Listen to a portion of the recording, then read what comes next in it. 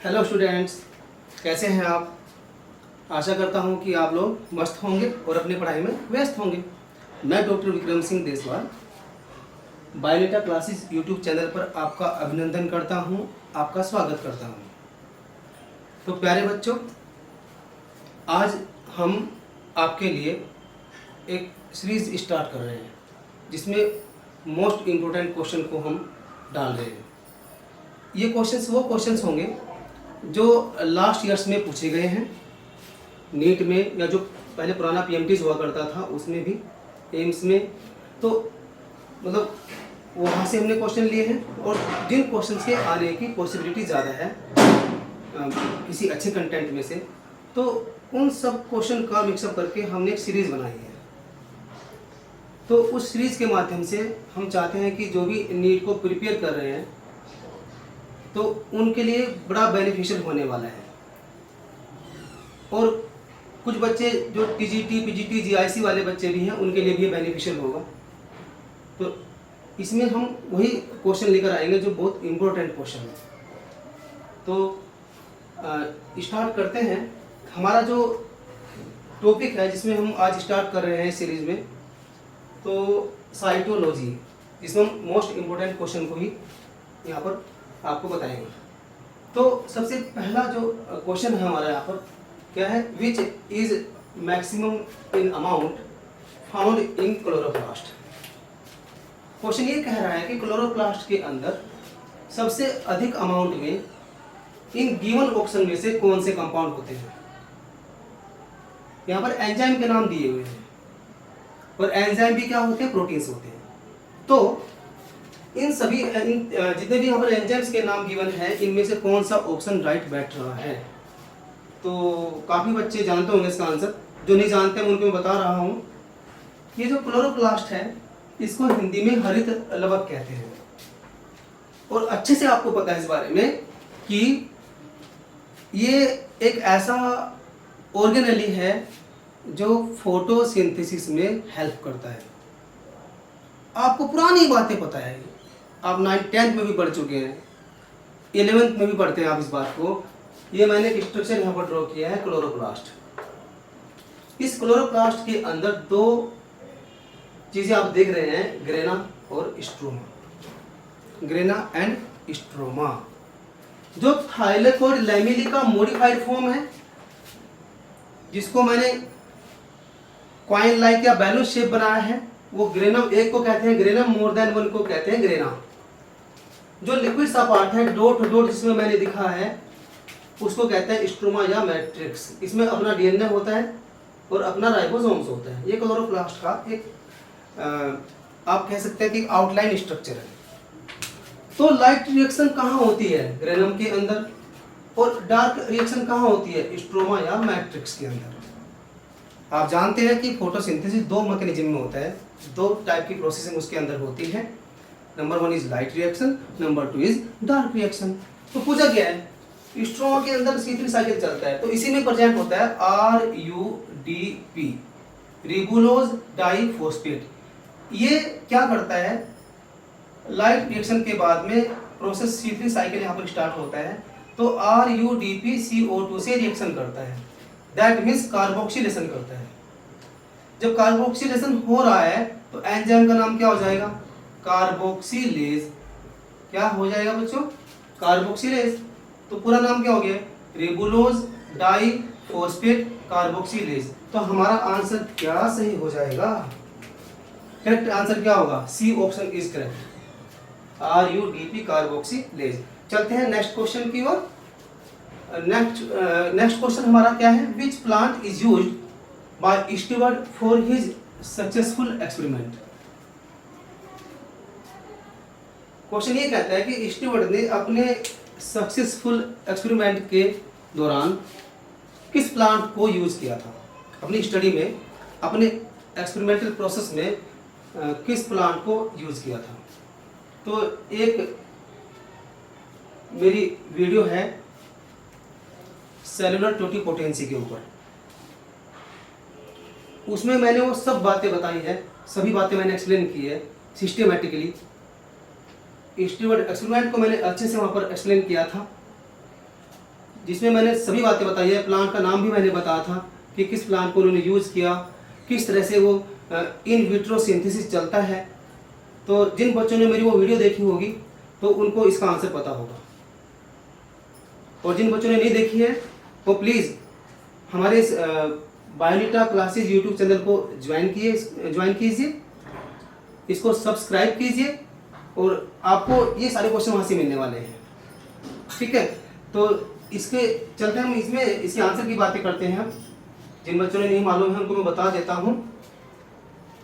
मैंने बताया था इन विट्रो सिंथेसिस प्रोसेस में, जब मैं पढ़ा रहा था उस वीडियो के अंदर, तो उसमें कैरेट प्लांट के ऊपर काम किया गया था।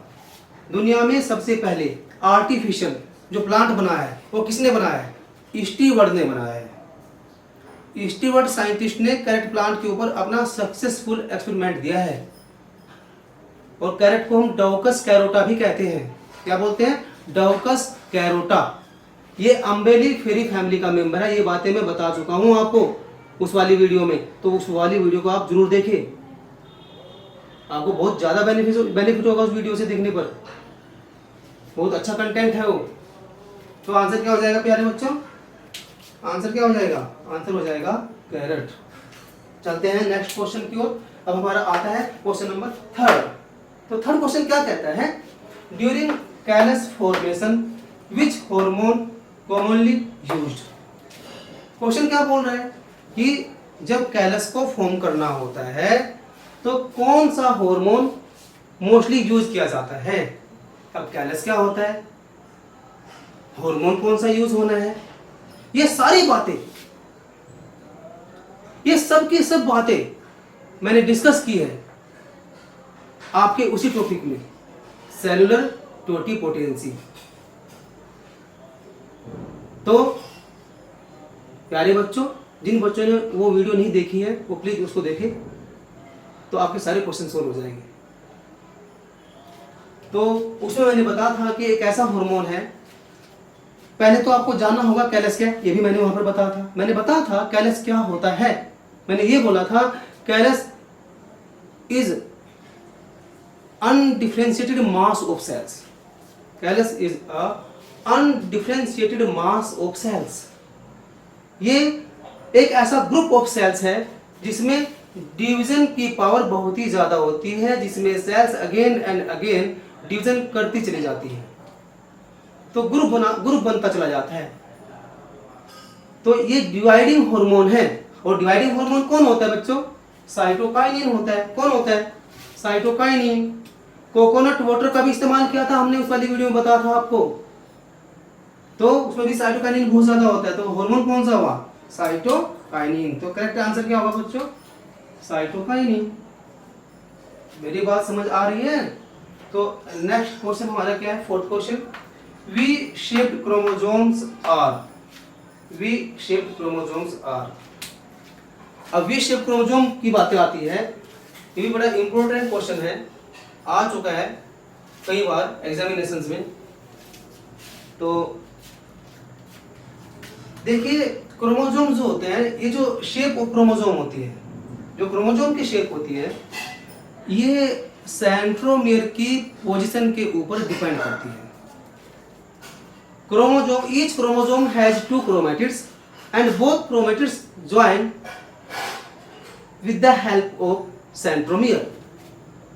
हर क्रोमोसोम के 2 स्ट्रैंड्स होते हैं, दोनों स्ट्रैंड्स एक पॉइंट पर अटैच होते हैं। उस पॉइंट को, या अटैचिंग पॉइंट को हम क्या कहते हैं? सेंट्रोमियर कहते हैं।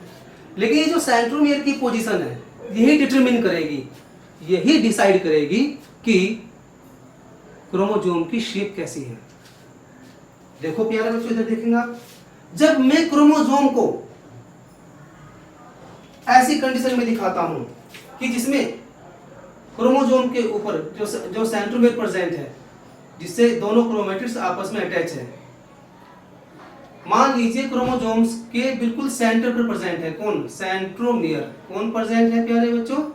सेंट्रोमियर, मतलब बिल्कुल मिडिल पॉइंट पर प्रेजेंट है। When centromere present at the centre या middle point of the chromosome. तो आप देखेंगे ये वाली आर्म भी उतनी है और ये वाली आर्म भी इतनी है, तो बोथ आर्म्स आर इक्वल, दोनों आर्म जो है इसकी इक्वल है कि नहीं है। जब दोनों आर्म इक्वल होगी तो आप सेंट्रोमियर को ये रखेंगे, तो अगर मैं ये कंडीशन दिखाऊं तो ये क्या शेप बन जाएगी, आर्म दोनों इक्वल है तो वी शेप क्रोमोसोम बन जाएगा। जब वी शेप क्रोमोसोम बन जाएगा, ऐसे क्रोमोसोम जो होते हैं आपके, ऐसे क्रोमोसोम जो होते हैं आपके वो मेटासेंट्रिक क्रोमोसोम कहलाते हैं। क्या कहलाते हैं? मेटासेंट्रिक क्रोमोसोम कहलाते हैं, मेटासेंट्रिक क्रोमोसोम। तो it is very important question.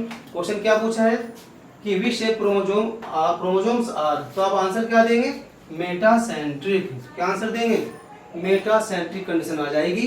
किसे कहते हैं? जब सेंट्रोमियर की पोजीशन क्रोमोसोम्स के सेंट्रल पॉइंट पर होती है तो वी शेप के क्रोमोसोम बन जाया करते हैं, और ऐसे क्रोमोसोम को हम मेटासेंट्रिक क्रोमोसोम कहते हैं। आगे बढ़ते हैं, नेक्स्ट क्वेश्चन हमारा क्या कहता है? नेक्स्ट क्वेश्चन हमारा क्या कहता है, ये बात हम समझाते जा रहे हैं आपको, तो इससे आपको अच्छे से समझ में आ जाएगा क्वेश्चन का आंसर। तो नेक्स्ट क्वेश्चन हमारा क्या कहता है? Acrosome is made up of, acrosome is made up of. ये एक्रोसोम का नाम तो कुछ सुना सुना सा लग रहा होगा, ये नहीं सुना है? मैक्सिमम बच्चों ने सुना होगा। मैं थोड़ा हिंट देता हूं आपको। स्पर्म के हेड में, मेरा इतना हिंट देने से काफी बच्चों को ये बात समझ आ गई होगी। एक्रोसोम स्पर्म के हेड पार्ट में प्रेजेंट होता है, और इसको बनाने वाला कौन होता है ये पूछा है कि कौन बनाता है इसको? एक्रोसोम को बनाने वाला कौन है?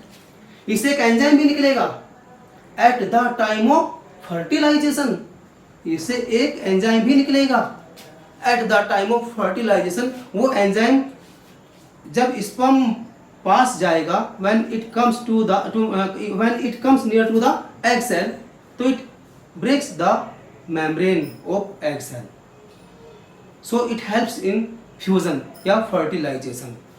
एक ऐसा एंजाइम इसे रिलीज होता है। तो एक्रोसोम को बनाने वाला कौन है? गोल्जी बॉडी है। कौन है? गोल्जी बॉडी है। तो इसका आंसर राइट क्या होगा? गोल्जी बॉडी होगा, है ना। तो नेक्स्ट क्वेश्चन हमारा क्या है? Circular DNA molecule is found in, ये क्वेश्चन ये कह रहा है कि सर्कुलर डीएनए इनमें से किसके अंदर प्रेजेंट होता है। इससे पहले आपको एक जानकारी लेनी होगी। जब भी आप डायग्राम देखते हैं तो इस तरह से देखते हैं, एक रिबन लाइक स्ट्रक्चर आप देखते हैं कि नहीं देखते हैं? ये रिबन लाइक स्ट्रक्चर है, या आप इसे कह सकते हैं कि भाई ये हेलिकल स्ट्रक्चर है। कैसी स्ट्रक्चर है? हेलिकल स्ट्रक्चर है। तो ऐसी स्ट्रक्चर आप बेसिकली देखते हैं डीएनए, जहां पर भी आपको डीएनए दिखाई देता है। लेकिन क्वेश्चन क्या बोल रहे हैं कि भैया ये नहीं चाहिए, और क्या चाहिए? सर्कुलर डीएनए चाहिए। ये कैसा डीएनए है? ये कैसा डीएनए है? हेलिकल। चाहिए क्या? सर्कुलर। तो किन में होता है प्रेजेंट? आपको अच्छे से मालूम है कि डीएनए का पार्टिसिपेशन किस में होता है? क्रोमोसोम के बनाने में होता है। क्रोमोसोम कहाँ प्रेजेंट होते हैं? न्यूक्लियस के अंदर होते हैं। तो इसका मतलब क्या हुआ? सीधा सा मतलब है, हेलिकल डीएनए कहाँ प्रेजेंट होगा? न्यूक्लियस के अंदर। पूछा क्या है? Circular DNA. तो आपको अब कुछ देर पहले याद होगा, मैंने एक डायग्राम यहाँ पर बनाया था क्लोरोप्लास्ट का, उसमें मैंने डीएनए बनाया था, छोटा सा सर्कुलर डीएनए है। ऐसे बैक्टीरियम सेल के अंदर भी होता है प्यारे बच्चों। ये बैक्टीरियम की सेल है, ये इसका फ्लैजिलम है, ये इसकी सेल मेम्ब्रेन है, और इसके अंदर एक बड़ा सा डीएनए होता है सर्कुलर फॉर्म में। इसमें अपना राइबोसोम्स होता है। तो ये सेल बैक्टीरियम की सेल्स है, ये सेल बैक्टीरियम की सेल है, ये फ्लैजिलम है, ये फ्लैजिलम है। तो ये जो डीएनए है ये कैसा है? क्या हेलिकल है? ये सर्कुलर डीएनए है। कैसा डीएनए है बच्चों? सर्कुलर डीएनए है, सर्कुलर डीएनए। तो बैक्टीरिया में भी डीएनए मिलता है, क्लोरोप्लास्ट में भी मिलता है, और माइटोकॉन्ड्रिया में भी अपना डीएनए मिलता है। तो ये भी सही है, ये भी सही है हमारा ऑप्शन ये भी राइट है। तो इसका मतलब क्या करें? जो हमारे पास ऑप्शन बचा है, तो क्या करेंगे? ऑल ऑफ दीज आंसर आएगा। क्या करेंगे? ऑल ऑफ दीज आंसर आएगा। हमारा 7th क्वेश्चन है, first successful experiment to develop complete plant in vitro was given by. Question ये बोल रहा है कि जो सबसे पहला सक्सेसफुल एक्सपेरिमेंट दिया है, प्रैक्टिकली जो वर्क किया है पूरा प्लांट बनाने के लिए, तो किस साइंटिस्ट ने ये काम किया है? तो ये भी मैंने अपनी लास्ट वीडियो सेलुलर टोटिपोटेंसी में बताई थी वो सब बातें, उसको मैंने एक्सप्लेन किया था अच्छे से। तो बच्चे सभी बच्चे उसको देखेंगे तो ये सारे क्वेश्चन वहाँ से मिल सकते हैं आपको। तो उसमें साइंटिस्ट का नाम क्या था? स्टीवर्ट साइंटिस्ट थे, मैंने बोला था। तो स्टीवर्ट ने कैरेट प्लांट के ऊपर काम किया था, इन विट्रो सिंथेटिकली, प्रैक्टिकली उन्होंने वर्क किया था कल्चर मीडियम को इस्तेमाल करते हुए। तो सारी बातें हमने बताई है अपनी उस वाली वीडियो में। तो अब हमारा नेक्स्ट क्वेश्चन आता है, चलते हैं नेक्स्ट क्वेश्चन की ओर। हमारा नेक्स्ट क्वेश्चन है 8th क्वेश्चन। क्या कहता है 8th क्वेश्चन? कैलस इज, ये कैलस क्या होता है?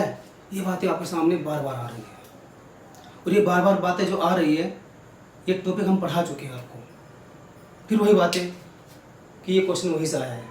सेलुलर टोटिपोटेंसी में कैलस मैंने बताया था आपको, और कैलस को मैंने डिफाइन किया था कि ये एक अनडिफरेंशिएटेड मास ऑफ सेल्स है। सेल बार बार डिवीजन कर रही है, बार बार डिवीजन करती जा रही है, एक ग्रुप सा बना दिया है, क्लस्टर सा बना दिया है बहुत सारी सेल्स का। तो जो अनडिफरेंशिएटेड बोले, डिवीजन करने की पावर उसमें है, और डिवीजन की पावर किससे आई? साइटोकाइनिन से आई। तो साइटोकाइनिन को हम डिवाइडिंग हार्मोन भी कहते हैं, साइटोकाइनिन को हम डिवाइडिंग हार्मोन भी कहते हैं। तो उसकी वजह से डिवीजन की पावर इंड्यूस हुई और सेल ने बार बार डिवीजन करना स्टार्ट कर दिया, तो एक मास नंबर ऑफ सेल्स बनाया। तो यहाँ पर आंसर क्या आना चाहिए? तो सभी बच्चे इस आंसर को समझ गए होंगे। तो क्या आना चाहिए? ये भी नहीं हो सकता, ये भी नहीं हो सकता, डिफरेंशिएटेड मास ऑफ सेल्स ये भी नहीं हो सकता, undifferentiated mass of cells. Division करने वाले सेल्स का एक मास है, उसी को हम कैलस कहते हैं। समझ रहे हैं प्यारे बच्चों? तो नेक्स्ट क्वेश्चन की तरफ हम चलते हैं, आते हैं। हमारा नेक्स्ट क्वेश्चन क्या है? During cellular totipotency, during cellular totipotency auxin hormone is used for. Question ये बोल रहा है कि जब आप एक्सपेरिमेंटली वर्क कर रहे हैं, सेलुलर टोटिपोटेंसी कर रहे हैं, तो उस दौरान जो ऑक्सिन हार्मोन है उसका इस्तेमाल किया जाता है। लेकिन किस लिए किया जाता है? ऑक्सिन हार्मोन इस्तेमाल क्यों कर रहे हैं? उसका रोल क्या है वहाँ पर सेलुलर टोटिपोटेंसी के दौरान, उसका क्या रोल है? तो ये बातें हमने बताई थी इस वाली वीडियो में। तो इसलिए प्लीज़ आप ध्यान से वीडियो को देखेंगे तो आपके सारे आंसर वहाँ से ये अपने आप क्लियर होते चले जाएंगे। तो यहाँ पर आपको याद होगा मैंने 2 हार्मोन को बताया था उस वीडियो में, जिन बच्चों ने देखा होगा मैंने 2 हार्मोन्स के बारे में डिस्कशन किया था, एक ऑक्सिन हार्मोन और एक साइटोकाइनिन हार्मोन। साइटोकाइनिन हार्मोन को मैंने डिवाइडिंग हार्मोन बोला, तो उनको इस्तेमाल क्यों किया था? आपको बातें वो लम्हे याद होंगे कि ऑक्सिन ज़्यादा और साइटोकाइनिन कम। फिर हमने आगे किया था कि साइटोकाइनिन ज़्यादा ऑक्सिन कम। ये बातें हमने बताई थी कि रेशो उनमें डिफरेंट रेशो होती है दोनों के बीच में। तो वहाँ पर जब हम जब हम ऑक्सिन हार्मोन्स की क्वांटिटी ज़्यादा लेंगे और साइटोकाइनिन की कॉन्सेंट्रेशन को कम लेंगे कल्चर मीडियम के अंदर, तो वहाँ पर रूट का फॉर्मेशन जल्दी से होना स्टार्ट हो जाएगा। तो अर्ली रूट फॉर्मेशन करने के लिए हम ऐसा करते हैं। आप कहेंगे अर्ली रूट फॉर्मेशन क्यों करते हैं? अरे भैया, प्लांट जब डेवलप होगा तो रूट पहले काम करेगी कि नहीं करेगी सॉइल के अंदर? तो वो उसे मिनरल्स चाहिए, उसे वाटर चाहिए, तो वाटर को सक करता है, तो उसका मतलब पहले रूट को डेवलप करना होगा। जब रूट को पहले डेवलप करना होगा तो हमें किसका इस्तेमाल करना पड़ा? ऑक्सिन हार्मोन का इस्तेमाल करना पड़ा। तो क्या है? Early root formation. इन सभी ऑप्शन में से न तो शूट फॉर्मेशन राइट आंसर होगा, न दोनों होंगे एक साथ में, न बड फॉर्मेशन होगा। आपका जो करेक्ट आंसर है एब्सोल्युटली वो क्या होगा? अर्ली रूट फॉर्मेशन होगा प्यारे बच्चों। तो बात समझ में आई है कैसे क्वेश्चन को हैंडल करना है ना? कैसे क्वेश्चन को हमें हैंडल करना है, ये बात आपको समझ में आ जानी चाहिए। तो नेक्स्ट क्वेश्चन हमारा क्या है? हमारा नेक्स्ट क्वेश्चन भी उसी मतलब वीडियो में से आ रहा है आपके पास। तो क्या कहता है question? Right sequence order during in vitro synthetic process. जो इन विट्रो सिंथेटिक प्रोसेस किसे कहते हैं ये हम बता चुके हैं आपको। जब प्रैक्टिकली आप लेबोरेटरी में वर्क करते हैं, बॉडी के अंदर से कुछ सेल्स को एक्सरसाइज करके बाहर निकाल कर उसके ऊपर आप प्रैक्टिकली वर्क करते हैं, तो इस तरह की प्रोसेसिंग को हम इन विट्रो सिंथेसिस कहते हैं बच्चों। समझ रहे हैं बातों को? तो ये क्वेश्चन वहीं से आया है, उसी वीडियो में से एक क्वेश्चन निकल के आया आपके पास, तो ये राइट सीक्वेंस पूछ रहा है कि जब हम प्रैक्टिकली वर्क करना स्टार्ट करते हैं तो हमारे सामने कौन कौन से स्टेप्स आते हैं जिनको हमें फॉलो करना होता है। तो सीक्वेंस, राइट सीक्वेंस ऑर्डर बताना है आपको। तो मैंने आपको लंबे याद होंगे, मैंने बताया था आपसे, जब हम एक कंप्लीट नए प्लांट को बनाना चाहते हैं तो हमें प्लांट के अंदर से कुछ सेल्स निकालनी होगी कि नहीं होगी। तो जो प्लांट के अंदर से हमने सेल्स निकाली वो क्या कहलाता है, एक्स प्लांट कहलाता है। उससे हम क्या बनाएंगे, कैलस बनाएंगे। कैलस के बाद क्या बनाना होगा, एम्ब्रियोइड या सोमैटिक एम्ब्रियो बनाना होगा। उसके बाद क्या बन जाएगा, प्लांटलेट बन जाएगा। फिर क्या बनेगा, कंप्लीट प्लांट का फॉर्मेशन हो जाएगा। तो यहाँ पर ये वाला ऑप्शन कतई सही नहीं है, कैलस पहले रखा है ना, और एक्स प्लांट देखो कहाँ पर रखा है, तो ये वाला ऑप्शन तो बिल्कुल भी सही नहीं होगा। अब चलते हैं नेक्स्ट ऑप्शन की ओर। एक्स प्लांट बात तो सही है, लेकिन एक्स प्लांट की जस्ट बाद में क्या बनाना होगा, कैलस बनाना होगा। उन्होंने क्या बना दिया, एम्ब्रियोइड बना दिया। अरे वाह, ऐसे कैसे बन जाएगा भाई, ऐसे तो नहीं बन सकता। तो आगे बढ़ते हैं, देखते हैं कि हमारा आगे ये ऑप्शन सही है कि नहीं है। एक्स प्लांट बात सही है, आगे क्या है, कैलस तो बनाना है। अब इसके बाद, इसके जस्ट बाद में हमें क्या बनाना होगा, एम्ब्रियोइड बनाना होगा। एम्ब्रियोइड के बाद क्या बनाएंगे, प्लांटलेट बनाएंगे, और देन क्या बन जाएगा, कंप्लीट प्लांट बन जाएगा। तो प्यारे बच्चों, आप समझ रहे हैं, नो पप्पो, क्या ये वाला सही है, अरे ये वाला सही कैसे हो जाएगा, ये वाला सही नहीं होगा। तो सही क्या होगा, सही होगा हमारा ऑप्शन सी, ऑप्शन सही होगा। ये मैं लास्ट वीडियो में आपको बता चुका हूँ, तो आप उसको जरूर देखें, है ना।